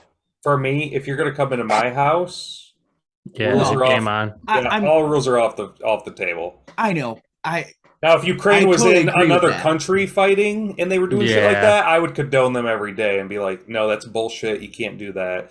And I would call for them to be those people, whoever is agreeing to do it, to be court-martialed. But as soon as you step foot into my house, whatever that country, as long as it is those countries' people doing it, not the foreign fighters that are over there, but their actual country's people doing it, I don't give a shit. They can do whatever the hell they want. It's their house. So what So about my the only conflict Donbass with region? The predominantly Russian and backed sympathizer, areas. yeah. Areas. Should Russia have to give those back, even though a majority of the people in that area want to be part of the Russian Federation? So you heard about this vote, right? That they are trying to have done with the areas that they control right now. The annexed. So they're trying to apparently make a vote with all these areas, Mm-hmm. and they're saying, all right, if these areas vote and say they want to be a part of us, then we're going to annex it, and it's ours, and as soon as you attack us, that's when we launch nuclear warheads at you. Mm-hmm. Is that fair, though? Because in theory, it's going to be rigged. Yes, but the Donbass region has historically been a Czech separatist area that has been more in line with Russia than it has been with Ukraine. Ukraine has always had a problem with that area because the separatists in that area want to be part of the Federation. If you look at Crimea, Crimea was taken over the Russians, and the changes that have been made in Crimea, all the money that's flown into Crimea in the time that the Russians have been holding onto Crimea, the people of Crimea have no problem. There's infrastructure being built in Crimea, hotels. Crimea has become a tourist location for people to come to. Rich Russian people are coming to Crimea and spending money, so the Crimean people are having no issues. So should Crimea be forced back into Ukraine? Well, no, that's already a lost cause. I pose a somewhat of a parallel. Mm-hmm. Texas, on multiple occasions, has stated they want their secession and to be their own country, and they've built their own infrastructure to support themselves outside of the United States influence, would we not be upset if they attempted to leave us? Sure. California says the same thing sometimes, though. Sure, but California says if they want to break into 3 different states. If Sure. they vote on it, or does the rest If of the California country just wanted have to break be- into 3 different states, I'd be okay with that. The question is, at what point is it okay for a state to just leave the United States?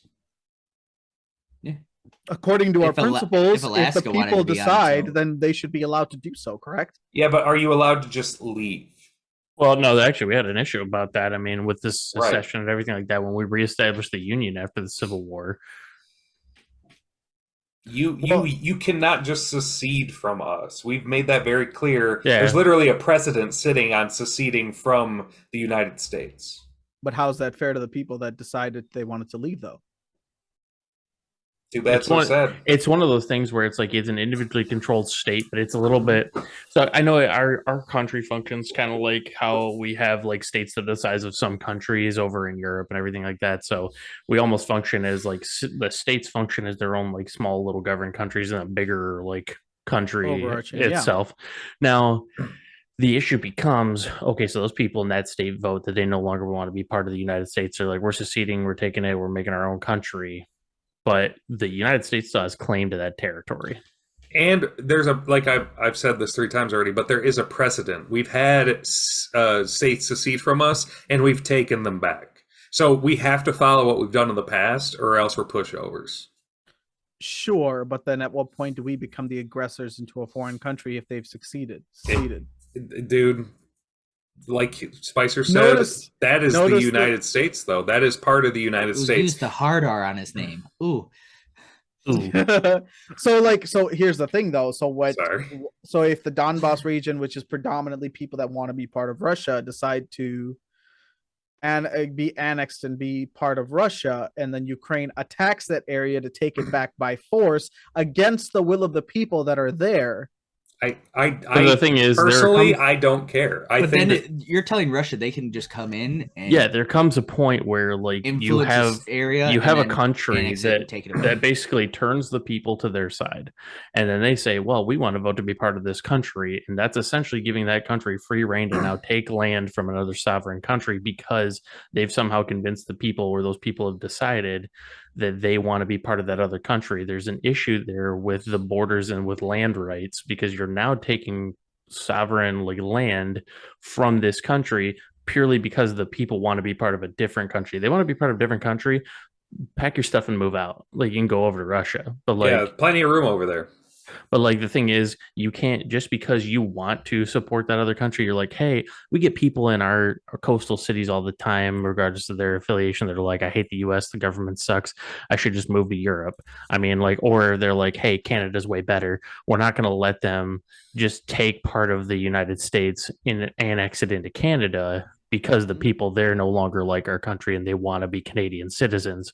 That's just not how it works. Like, it wouldn't be right in that sense. Like, the people have a right to be a part of that country, and if they want to take them, that's fine. They don't have a right then to take the sovereign land from another country just because the people will it so. Okay, so the sovereignty of Ukraine has lasted what, 70 years? So Ukraine's been a sovereign country for 70 years, about? Yeah, because it would have been the end of... No, it wouldn't even be the end. It was 1991 when the USSR fell. So it's been less than 30 years since Ukraine's been a sovereign country. Right. So at what point does it become an 1991. Jesus Christ, Raj, what a freaking date whore you are. Yeah. That was excellent. August 24, 1991 is when the USSR fell. So yeah, they've been a sovereign country for a blink of an eye in the terms of context of the world. Okay. And I mean, Kiev is the genesis of Russia. The modern Moscow was a mud field and a marsh when Kiev was a metropolis that propagated what we now know to be Russia and Eastern Europe and Eurasia, right? So the problem is, how do you settle that claim? The problem is Russia agreed to it at one point, and now they're backing out of a deal because there's different people in power. That's the problem. Sure. So Russia agreed to the deal, but the deal was broken by the West. With the NATO thing. Why should Russia be forced to agree to the deal when the other countries aren't keeping up with their part of the deal? Well, but I think Parallel too, of I Israel. still, and I get the thing of the whole the U.S. holds a lot of power and sway with NATO, but you can't just automatically wipe the culpability from all the other countries that also voted to be a part of that, like to allow that to happen. Like everybody had a voice in it. I get that the U.S. holds a lot of voice in NATO. Yeah. But you're looking at Russia's invasion of Ukraine as just an affront against United States. It's an affront against NATO. You're right. You're right. Russia's not fighting the United States to take this prize. They're fighting NATO to keep their border safe and away from NATO. But I'm not saying that Ukraine should join NATO. But Ukraine wants to join NATO. I don't care. Well, and then we can So obviously, then if if that's a Ukraine point of join contention, NATO, Sure, just say, hey, Russia. Here's stay the- away from here's the them. thing, So Stay if away even- from them, Ukraine, if and Ukraine, they'd be if you- fine. so even if Ukraine, we told Ukraine that they couldn't join NATO, Russia would still do this anyway. there's no way to tell that. We were literally in the process of telling them, hey, you can't join. Yeah, I mean, Russia has not infringed on any country before it got to the point where NATO was on its borders. All these countries were separate and living their own lives and doing just fine. Russia did not invade a single one of these countries until NATO came to its border. But it Correct. still doesn't make But it okay. I don't agree. I'm not that saying it's those people okay, but should I'm not join saying NATO. that it's okay, but I'm also saying that you can't just say that Russia bad, Russia take over land no matter what. I Russia think- didn't take over any land until they were I mean, I forced don't to. think NATO's Even- good either, and I could Even if I care less concede, what NATO even if I is. concede that that's a valid reason that they're doing it, it doesn't make what they're doing valid. No, it's not about the validity of the war that they're waging now. I'm talking about the context of what has caused them to be here at this point. And do we blame them saying that this is just a country looking for more land and taking all this land because they want to, and there's no reason that they should ever be doing this? That's Well, the and popular narrative. I can blame them for using violence. Absolutely. Yeah, Violence I can blame them for basically starting an armed conflict in a sovereign nation. Sure, but then you look at the history of it and you say, okay, they started this armed conflict. Who pushed them into this corner? I mean, there's a Regardless lot of them being in a corner. They did not come to the table very well and state, "Hey, we don't Yeah. like this." They just went, "Hey, if you do this, we're just going to do this, and I don't care what you think." Well, guess what? The history of Russia tells them to not trust anybody. True. Well, I can Every agree. time they've trusted anybody, they've been burned. They trusted Germany to hold their end of the bargain, and they got fucking Dude. screwed. Raj is actually getting No, me. I'm not I gonna know. lie. He's actually getting me like to a better understanding of this and a more. No, and I understand. I'm versed in Russia's history in that sense, but and I Like I said, understand that I'm not we're trying a to big blame- brother that yeah. just fucking No. decides to bully everyone. I think the issue, Raj, is, and I love that you're playing devil's advocate, and I can Mhm. appreciate it. I think the problem is the way they're approaching it with what seems to be a land grab, or to unprofessionally call it a toddler's tantrum. Is because the people are looking down on it is because this is what Russia has always done historically. They throw temper tantrums, they do shit like this, and they get everyone all riled up, and then they're like, all right, we're done. Fuck you. Sure. And and so it's I like, got something for that ass. right, so it's like it looks like to very versed political analysts, military analysts, all these people that really know way more than we do, that they never want to learn a lesson. They don't ever want to try to come to the table. But I understand what you're saying. They always feel like they're getting bit in the ass. But you gotta meet halfway. And I think a lot of people that examine this particular incident are like, this is just another example of Russia not trying to go halfway. They want to go 25 and they expect everyone else to go 75. And and I think that's where everyone is frustrated. Is it doesn't seem like Russia wants to grow or learn or move on to that next step. But I get what you're saying. They've been bit in the ass a lot of times, and it's also understandable why they would feel like they need to go that route. So Russia has been treated like the villain ever since Yep. they've existed, correct? Yep. So you treat a country like the villain, you make them the enemy of the world, you make them an enemy of pretty much everybody that you're aligned with, and you expect them to act like heroes? Well, Exactly. while I do admit that that has happened a lot of times, and a lot of times probably in cases that it should not have, there are times where Russia has just ended up acting like the villain, so naturally they're going to get called the villain. Crimea Okay, would so be a explain. good reason for would be a good example of what Spicy just said. So why just would took it. Crimea? Okay, so why would Russia make an advance on Crimea?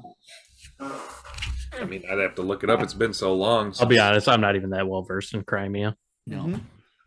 I know that there's a naval port there that is quite Mhm. important. Yeah, you know why it's important? Because it affects the access to the Black Sea. That's it. That's right. And what does the Black Sea allow the Russians to do? It allows them to have a naval presence in that area, which then allows them to intercept ships coming in from Turkey. Correct. Right. If they decided to close that area through Crimea with U.S. presence or whatever other Mhm. presence and push them back, they would thus lose their access to the southern hemisphere, pretty much. Or Well, and Pretty much. southern I'll admit that or I don't know Mediterranean. much of some of the like geopolitics that has gone on in this Mhm. region with some of that. I'm much more versed in certain like European events or like South America, the Pacific, but has Russia ever even come to these countries and tried to work out agreements and deals to try to keep these things stable and working in their favor before they just go in and start trying to grab the place up? Well, here's the thing. The deal was that these countries would be allowed to be themselves and keep a buffer between Russia and the NATO. That was the deal.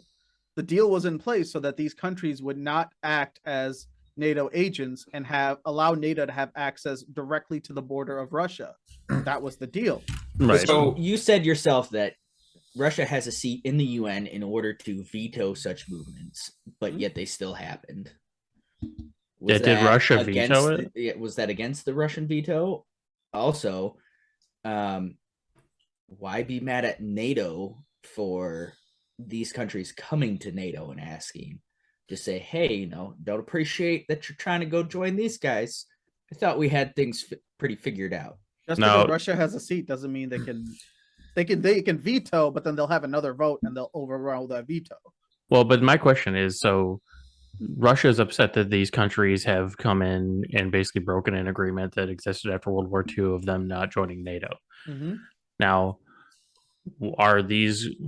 my assumption is some of these countries obviously are concerned for their own well-being and wanting to join NATO for support because they have the looming powerhouse of Russia on the other side of that. Sure, you can have a looming powerhouse, but until Russia does something, why would they be worried that Russia's going to do anything? Then you just said that Because the the rest of the world. Russia Well, but this is fucking where around I'm and trying to find But out. this is where I'm trying to play devil's advocate here. Show me If the this- history. Show me. I have looked. I cannot find a single instance where Russia has attacked any Georgia. of these countries. Yeah, but that was because Georgia had a dispute with Russia. That was not a NATO-based effect. No, that was but a war. I'm trying to play devil's advocate here on a different front of if Russia is concerned because there are forward operating bases and NATO controlled countries on their border, but those countries haven't directly done anything against Russia. But then these smaller countries are like, NATO, please help. I would like the backing of NATO because I'm concerned that eventually Russia's going to come do something to me. Mm-hmm. Russia hasn't done anything to them. They haven't done anything to Russia yet. NATO hasn't done anything to Russia yet. How is it any different from they're like, I know there's a deal in place, but we need your help because I'm afraid that this big old powerhouse on the other side is going to come and do the same thing to me. Mm-hmm. They're going to encroach this way toward NATO versus NATO encroaching that way towards them. So Crimea was annexed because a majority of the population wanted to be ruled by Russia. Okay. I mean, I'm sure it had a lot to do with Russian influence in that area. So swaying them to that's be that exactly way. why that's exactly why it happened. I just read it. So Yeah. Donbas, whatever, wants to be annexed by Russia because a majority of them are Russian or identify as Russian, correct? Mm-hmm. Yep. You know where else this exact same scenario happened, where the people were still happy that they were taken over, and then the other country just went off the rails? It's when Germany took over Austria. Germany Yeah. literally walked into Austria and said, "We're taking this land because these people are historically and nationally German." And all those people were super happy about it. And then all of a sudden it went off the rails. Okay, let me So how ask many you, times? No, we do this shit all the time in the world, Russia. I'm talking to Russia. We do this shit all the time, Raj. We fucking let these countries do the exact same thing that have led to giant conflicts in the past. We don't do anything about it. We just appease them and let them do it, and then it happens all over again. So let me ask you a question. Do you think Germany would become a Nazi power if we didn't fuck them into submission after World War One? I'm saying though, That fair. wasn't entirely our fault. That was We also- were one of the three parties involved. What do you mean it's not part of our fault? But France remember, was really mad. Yeah, remember, I'm sure. remember, But Hitler got kicked out of art school too. He was really cranky. he was real cranky. But guess what? The part of the reason people galvanized behind Hitler is because he basically showed them how royally fucked they were by the rest of the world, even though Germany felt like everyone else was just as responsible for the war as they were. But we haven't royally fucked Russia. They fucked themselves, and now We can't blame them as the villain every single time no. something goes But wrong and tell their them. Soviet Union fell apart. That wasn't our problem. Sure. We didn't. They were strong. They were beating us in a lot of these proxy wars. Like Yeah. they were strong, but they let themselves fall apart. Yeah, because of the space wars. Because of the Probably, space, yeah. because they spent so much money on the space exploration Right. and beating United States. Sure, but here's the thing: when that fell, we knew that we either come to an agreement or there was going to be civil strife and civil war everywhere in that region. So we made Right. an agreement saying, "Hey, here's what it is: you split up, you get all these little areas, you keep Russia, you have all these places." Like we keep going into the incident. Now I will never defend Nazi Germany. I will Right. never defend Right. Russia's antagonistic attack on civilian populations and the various things that they've done. But you can I see why need- people would get behind it. I Yes, you understand. have to understand Yeah. why these things occur. Germany would not have become a Nazi powerhouse and would not have become what it is without the actions of the West and the United States, France, and the Right. UK. The Deutschmark was more valuable as firewood right before World War II than it was as actual money. Yeah. You have a Well, country but that's it- fucked into submission and you tell them, "Oh, you're trash.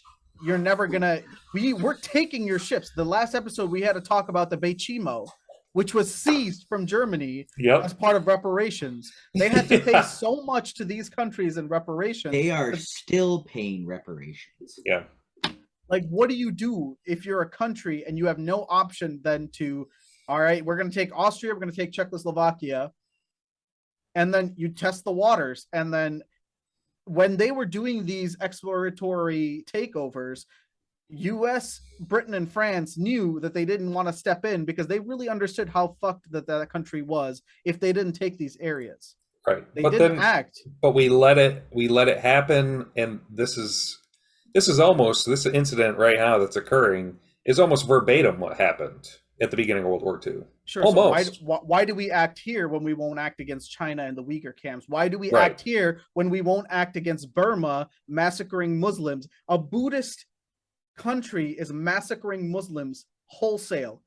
You hear that on the news? No, you Hear don't. about that anywhere? No. Well, we don't care. and I've got my own issues with our country not stepping in with some of these other atrocities. Well, Myanmar yeah. has lost more people in its current conflict than any other conflict currently going on. They've lost 11,000 or it was 11 or 13,000 people Yes. as of like a month or two ago when I was looking at So it. we'll step And nobody in on talks these. about The thing is, I think it's also important to remember fighting Myanmar. that with a lot of these situations, human greed, the human capacity for evil and everything like that will still take these situations and run with it. While we may have been a contributing factor to Germany becoming a Nazi socialist party and basically thinking they got screwed by the world after World War One, Mhm. our influence was not a direct cause of them deciding to execute over 6 million people. Right. Sure. Like- our influence allowed these people to come to power. Right, but I'm saying like they can say like, oh, well, why wouldn't we have done this because of XYZ? But then once they start to try to fix that, they take it and run with it in such a farther direction than what would be reasonable to maybe even right the injustices that they feel that they've Sure. come under attack. No, you can never say that Nazi Party didn't commit crimes, but you have to also understand, why did Germany support the Nazi Party? There's Why one did they allow it thing. to propagate? There's one thing I want to say about the Myanmar massacres that you're talking about, Raj. I've been saying this a lot, but you got to keep falling back on this kind of stuff. There is a precedent of the U.S. not involving themselves in things like that, and we go through NATO to deal with things like that. NATO hasn't been sent. I understand that, but Which is a problem. well, talk about like the Hutus and the Tutsis in Rwanda. I mean, it was the Oh, same. yeah. It was the same thing, man. They're Mhm. massacring these people, and we did not. The U.S. did not directly intervene. We went through NATO, and it France took just time. pulled out of Mali. What? France just pulled out of Mali. What do you mean? The African country of Mali. France just removed all of their troops after being forced out by the government. That's a good thing, though. That means Mali can start being their own thing. Mali was dealing with extreme civil war and strife. Yeah, the government in power pushed them out so they could do whatever they wanted to. Well, unfortunately, sometimes you got to let things like that resolve themselves, though. I mean, when you're talking, But you so, had a French. so why aren't we letting this peacekeeping resolve force. itself? Why because are we these getting are involved? two superpowers. We're not talking about. Oh man, I'm going to sound so terrible. We're not talking about third world countries here. Exactly. I feel bad. You got me on it. That's fine. But when we're talking about Russia versus the world, and you know, a Rwandan civil war, a Myanmar massacre, a Mali civil war, you know, those are things that unfortunately I feel like I have to say you just have to let them resolve themselves. But with the Myanmar massacre, the NATO should step in. I think that should be something where the world reacts to it. But with the civil wars in other countries, that's not really anything we need to do. You know what the difference is? Tell me. The people dying in Ukraine are white. They're Europeans, English speaking. English speaking people. They look like everyone else that we walk around with on a day-to-day basis. You know what the military doesn't give a shit about? Muslims, Asians. They don't give a fuck. So you have to understand, like, this is not about good versus bad.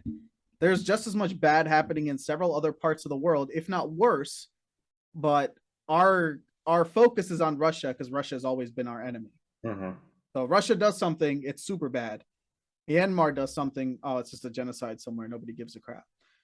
So, like, you have to understand, like, as devil's advocate, I have to bring up the point that this is, we look at it as in Russia bad, Russia do something bad, but then we're willing to act here, send $15 billion worth of merchandise to Ukraine to defend itself, but we won't defend innocent people from a massacre happening in another country.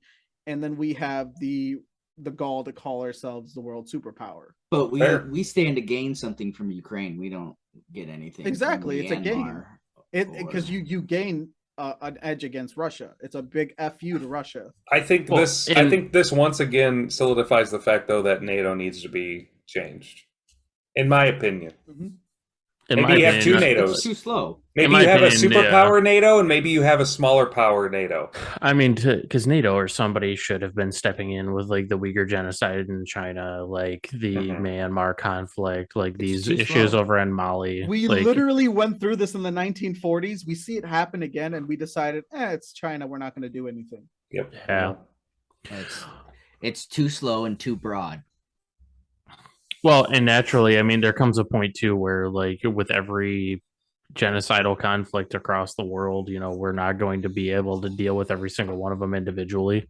You know, it's one of those where, like, you have to look at who are your allies that you have obligations to, where do you stand to gain from it? So Because make otherwise, you're going to dump resources into something that you're not getting anything back out of. a fast reaction force. I mean, and this would all have to go NATO into has making. that. I know, but like that's why it has to change. The That's fast why reaction I'm force for arguing. NATO is the United States. Yes. Yes, that's why I'm arguing for change. Have a true fast reaction force.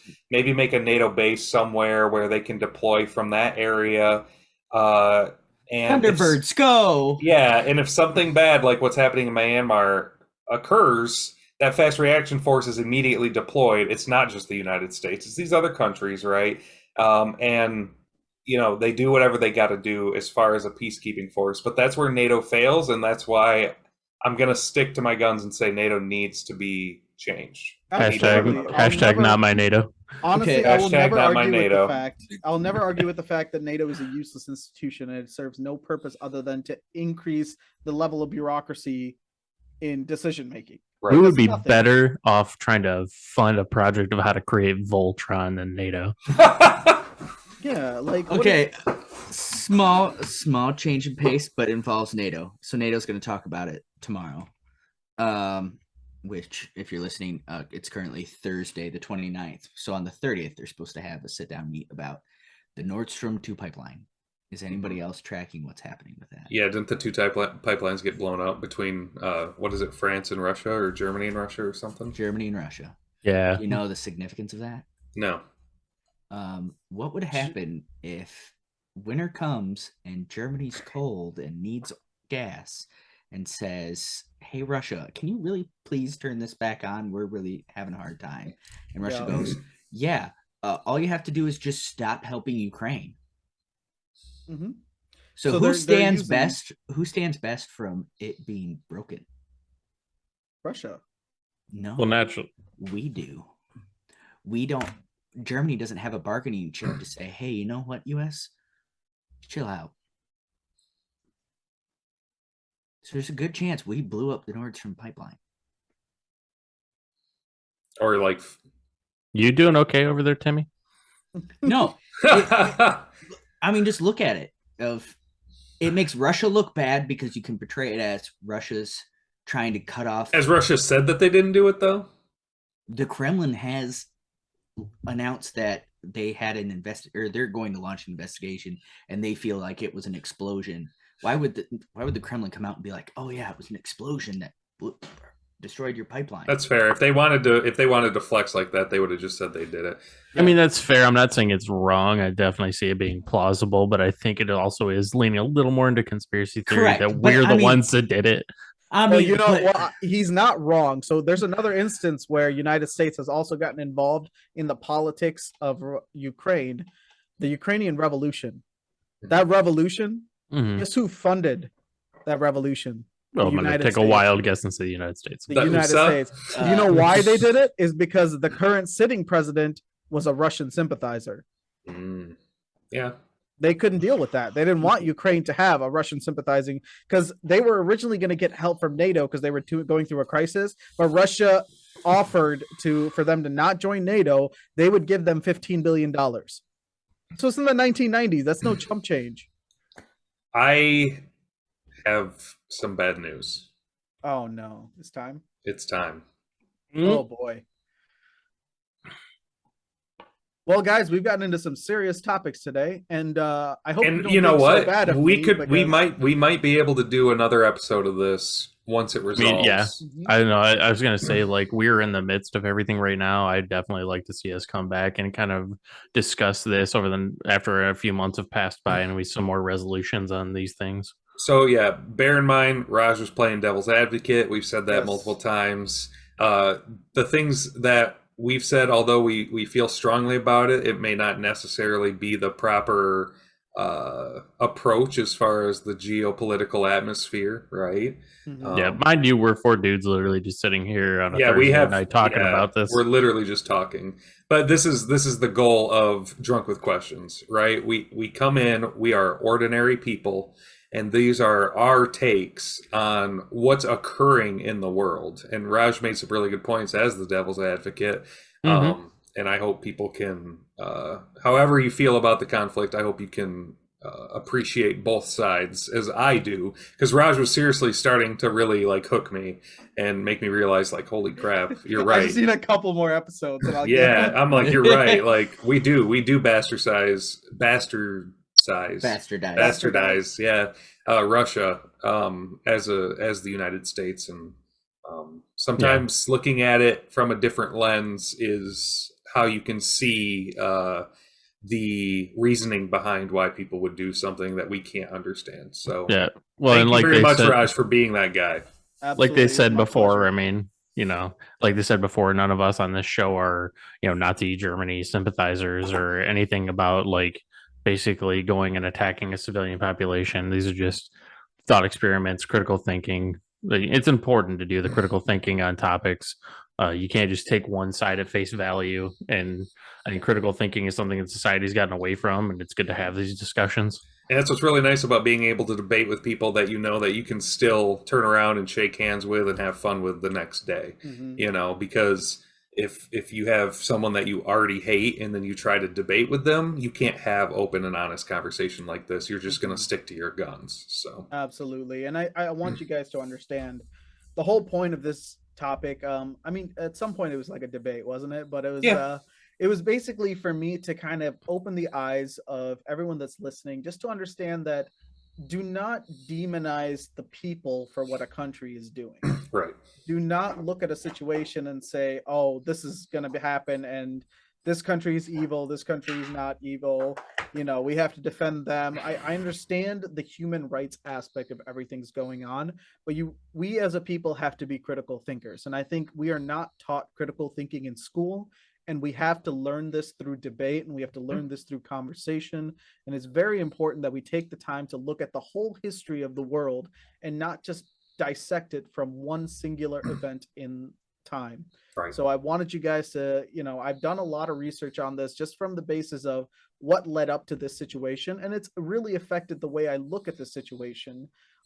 As we see a one country attack another, we'll look at it and we'll think, "Oh my God, this is horrible, and why would anybody do this?" But I want everyone to put their thinking caps on, and I want everybody to take the time to research the situation and fully understand these are human beings on both sides going at it and killing each other. And it's important that we respectfully take the time to understand the situation on both sides and reserve our judgment until we have all the information.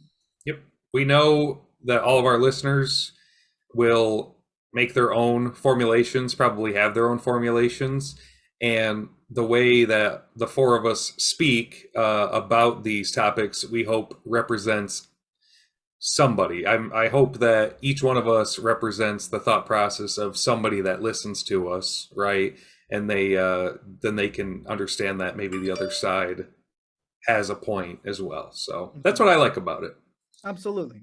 Anything else that anyone else wants to say before I get us out of here? I think All we're right. good here.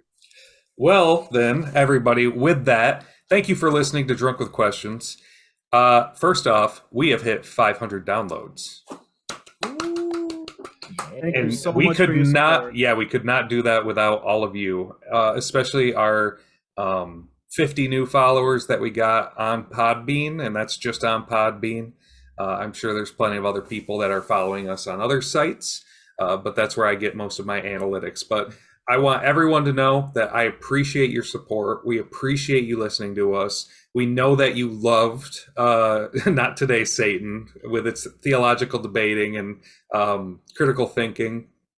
So as much as we're not going to necessarily change our content, and we're still going to do our fun ones where we just talk about whatever we want to talk about, we hear you. We see that you are interested in these critical thinking and debate programs, and we will make sure that we add that into our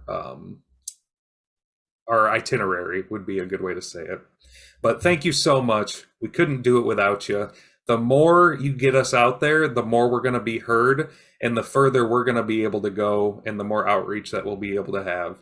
And we, like I always say, send it to everybody. Send it to grandma and grandpa if they're not easily offended. Mom, dad, brother, sister, friends at work. We don't care. We understand that there are going to be people that don't want to listen to us, and they maybe don't want to hear some of the things that we have to say. But I also understand that there are plenty of people out there that either agree with us or are just interested in the viewpoints that we have. So please get us out there. Please continue pushing us.